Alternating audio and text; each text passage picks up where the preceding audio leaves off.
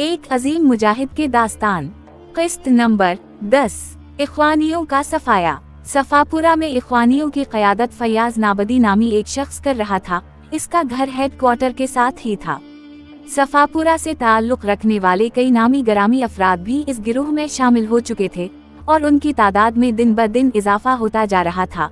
गाजी बाबा की सफापुरा में आमद और अस्करी कार्रवाइयों के बाद इस चीज में न सिर्फ कमी आई, बल्कि इख्वानी अब पहले की तरह सर आम दंदनाता फिरने से गुरेज करने लगे और इंडियन आर्मी का अबरतनाक अंजाम देखकर वो लोग भी खौफ व हरास में मुब्तला हो गए। ये एक हकीकत है कि काफिर और मुनाफिक कभी बहादुर नहीं हो सकता। ये एजाज हमेशा से मोमिन को ही हासिल रहा है कि अल्लाह ताला से अपनी जान का सौदा करने के बाद हर चीज से बेनियाज होकर और जान को हथेली पर रखकर मैदान में कूद पड़ता है। इसका रब जन्नत के बदले इसकी जान का खरीदार बन जाता है, और जबकि काफिर और मुनाफिक के लिए दुनिया में भी नाकामी और रसवाई लिखी होती है और आखिरत में भी यही चीज इसका मुकद्दर होती है। इसलिए मौत और मसाइब के डर से काफिरों के आलाकार बनने वाले इख्वानी जालिम जरूर थे, अलबत्ता फितरता बुज़दिल थे। मुजाहिदीन ने इंडियन आर्मी की पिटाई करने के बाद अपना रुख इख्वानियों की तरफ मोड़ दिया और उनके खिलाफ बड़े ऑपरेशन का आगाज किया। अब हर तरफ से उन ईमान फरोश लोगों पर हमले हो रहे थे। इनमें से कई अफराद मारे गए और कई यकताइब होकर शरीफाना जिंदगी गुजारने लगे। कुछ लोग फरार का रास्ता इख्तियार करके इलाके से भाग गए। इस तरह मुजाहिदीन ने लोगों को एक बड़ी मुसीबत से निजात दिलाई। मारे जाने वालों में आशिक इख्वानी भी शामिल था। उसे एक मुजाहिद ने दिन दिहाड़े और सर बाजार हलाक कर दिया। वो दिन मेरे लिए इंतहाई खुशी का दिन था। मैंने इस जालिम से निजात मिलने पर अल्लाह का खूब शुक्र अदा किया और मुजाहिदीन को ढेरों दुआएं दें। पहला काफिला सोए जन्नत। नवंबर 1998 की बात है। इख्वानियों का सफाया होने के बाद इलाके में किसी हद तक अमन व सुकून हो गया।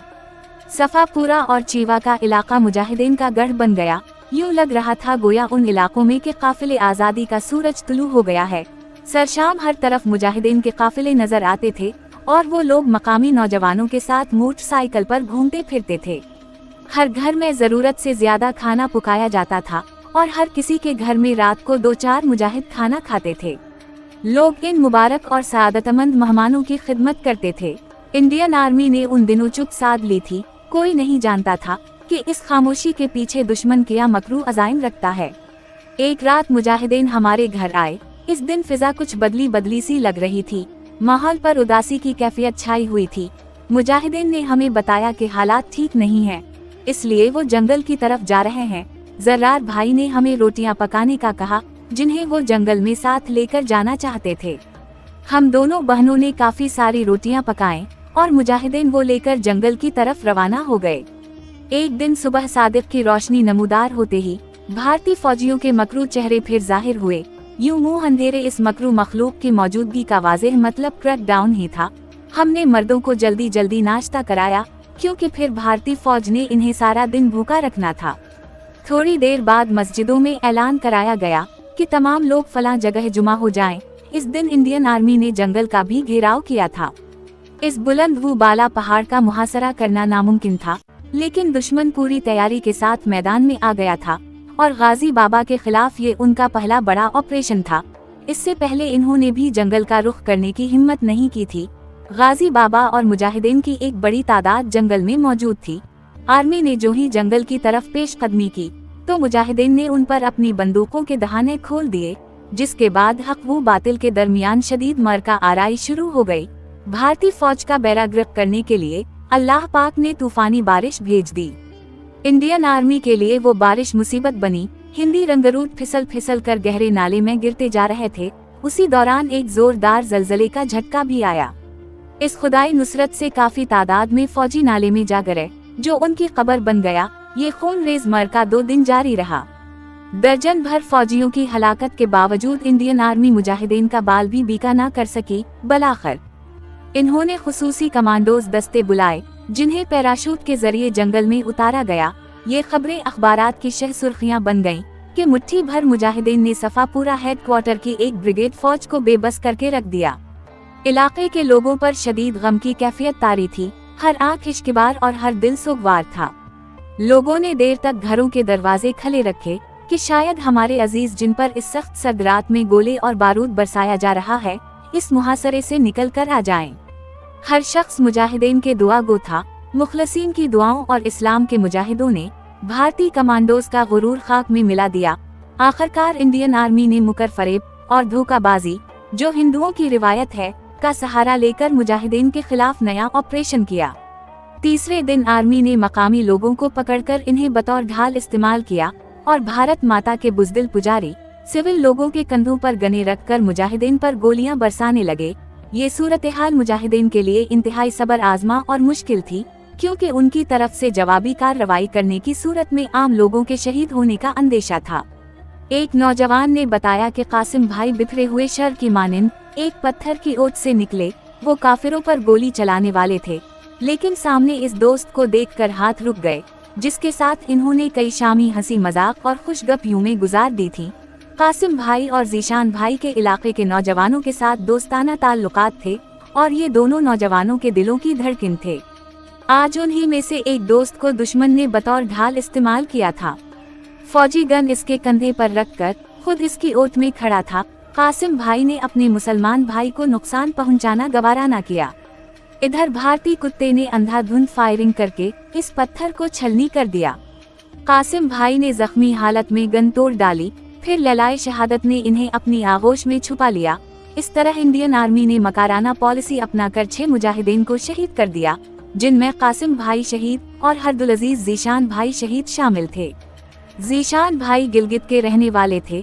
वो इस कदर खूबसूरत थे कि इन्हें देखकर हर माँ की ममता जोश मारती थी और वो ये सोचने पर मजबूर हो जाती थी कि ये किस माँ का लाल है और वो माँ इसकी जुदाई पर किस तरह सब्र कर पाएगी।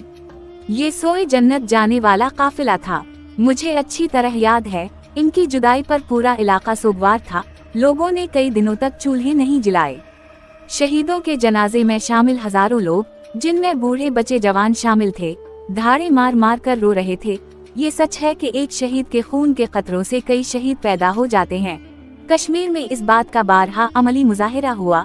साथियों की शहादत के बाद कश्मीरी नौजवानों ने गाजी बाया को खत लिखे, जिनमें ये लिखा था कि आप साथियों की जुदाई पर गमगीन ना हों, हम आपके बाजू बनकर शदा का मिशन आगे बढ़ाएंगे। मेरे छोटे भाई राशिद की जीशान भाई के साथ गहरी दोस्ती थी। वो कई दिनों तक रोता रहा, फिर गाजी बाबा के नाम एक खत लिखा, जिसमें जीशान भाई के मिशन के साथ वफा करने का अज़्म था। नुसरत खुदाबंदी का नज़ारा। इंडियन आर्मी को मुजाहिदीन के खिलाफ काफी अरसे के बाद ये पहली बड़ी कामयाबी मिली, तो वो इस खुशी में फूले नहीं समा रहे थे। इस खुशी में इन्होंने गाजी बाबा के खिलाफ कार्रवाइयों में तेजी लाई। कई बार मुहासरे में आने के बावजूद वो उनकी आंखों में धूल झोंक कर निकल जाते थे। इंडियन आर्मी तो शुरू से ही इन्हें जिनभूत समझ रही थी। अब लोगों ने भी अजीब कस्म की बातें शुरू कर दें। अक्सर लोगों का ख्याल था कि गाजी बाबा के पास कोई जादुई ताकत है, जिसकी मदद से वो मुहासरे से निकल जाते हैं। ये बात अपनी जगह हकीकत है कि मौत का वक्त मुकर्रर है और उससे पहले कोई ताकत इंसान को मार नहीं सकती। लेकिन मुझे इस बात का भी इतराफ है कि गाजी बाबा के साथ अल्लाह की खुसूसी नुसरत वो मदद थी और इन्हें कई दफा खतरे से आगाही मिलती थी, जिसका अंदाजा इस वाक़ये से लगाया जा सकता है। एक दफा आर्मी ने बाबा सालेह नामी इलाके का क्रैक डाउन किया। इलाके के साथ ही एक छोटा सा पहाड़ था, जिसके एक गार में गाजी बाबा 5 साथियों समेत मौजूद थे। दुश्मन को गार का पता चल गया और इन्होंने देखते ही देखते उसे घेरे में ले लिया। दिन का वक्त था, दोनों अतराफ शदीद झड़प का सिलसिला शुरू हुआ। चंद मुजाहिदीन के मुकाबले में कफर का पूरा लश्कर था। गार के ऊपर हर छोटे बड़े हथियार से फायरिंग की जा रही थी। इलाके भर में एक मर्तबा फिर गम की लहर दौड़ गई, लेकिन इधर गार के अंदर सुरूर वो कैफ की महफिल जमी थी। गाजी बाबा को गोलियों की बारिश में मुस्कुराने और गुनगुनाने की आदत थी। वो गार के अंदर अपनी वजद आफीरी आवाज में नज़में और अशार पढ़कर साथियों का हौसला बढ़ा रहे थे और तरन्नुम से ये नज़म पढ़ रहे थे।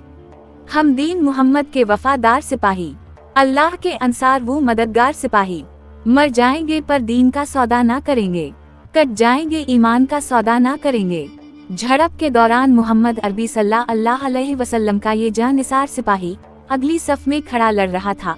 दुश्मन का फायर बराबर आ रहा था और वो गार के दहाने के करीब उन पर जवाबी फायर कर रहे थे। साथ ही इस बात पर शदीद इसरार कर रहे थे कि वो पीछे हट जाएं और खतरनाक जगह कोई साथी ले लेगा। लेकिन खालिद बिन वलीद के रूहानी फर्जंद को ये कब गवारा था। उसी हालत में शाम हो गई और वो जख्मी हो गए। उनकी कलाई में गोली लगी जो कहनी में जाकर रुक गई। वक्ती तौर पर बाजू शल हो गया क्योंकि गोली रगों के बीच में फंस गई थी। साथ ही इन्हें गार के आखिर में ले आए और आराम करने को कहा। इन्हें पूरा यकीन था कि आज लैलाए शहादत उनकी मुंतजिर खड़ी है, क्योंकि गार और जेर जमीन बाइद में फंस जाना बहुत मुश्किल होता है और ऐसी जगहों से निकलने के इम्कानात कम ही होते हैं। वो लेटे ही थे। इस दौरान इनकी नजर एक चिड़िया पर पड़ी जो गार के अंदर आकर फिर दोबारा बाहर जा रही थी। काफी देर वो यूं ही बेचैनी के आलम में गार के ऊपर मंडलाती रही। गाजी बाबा ने ये खुदाई इशारा समझ लिया। इस वक्त तक 2 मजीद साथी जख्मी हो गए थे। बाकी साथी भी आखिरी मरका समझकर बहादुरी के साथ डटे हुए थे। इन्हें अपने अमीर की तरफ से तैयारी का हुक्म मिला तो वो सब हका बका रह गए। इस कदर कड़े मुहासरे से निकलना, वो भी इस सूरत में कि वो गार के अंदर महसूर हैं और इन्हें दुश्मन की पोजीशनों का कुछ पता नहीं है। साथियों के लिए ये फैसला परेशान किन था, मगर वो अपने अमीर के कलंदराना मिजाज से वाकिफ थे। वो जानते थे कि इन्होंने ये फैसला किसी वजह से ही किया होगा। रात के वक्त वो लोग अल्लाह ताला का नाम लेकर और सूरत यासीन की आयत पढ़ते हुए निकल गए। वो इंडियन आर्मी को साफ देख रहे थे, लेकिन अल्लाह ने काफिरों की आंखों पर पर्दा डाल दिया, या फिर इन्होंने मुजाहिदों को जानबूझकर निकलने का रास्ता दिया। ये लोग रातों रात चीवा पहुंच आए। वहाँ एक डॉक्टर मुजाहिदीन का मुखलिस हिमायती था। साथ ही इन्हें मरहम पिटी करवाने के लिए ले आए। डॉक्टर खान ने गाजी बाबा से कहा कि गोली कहनी के अंदर रगों के दरमियान फुंसी हुई है, इसको निकालने के लिए आपको बेहोश करना जरूरी है। इन्होंने बेहोश होने से इनकार कर दिया और डॉक्टर को बगैर बेहोशी के ऑपरेशन करने पर आमादा किया।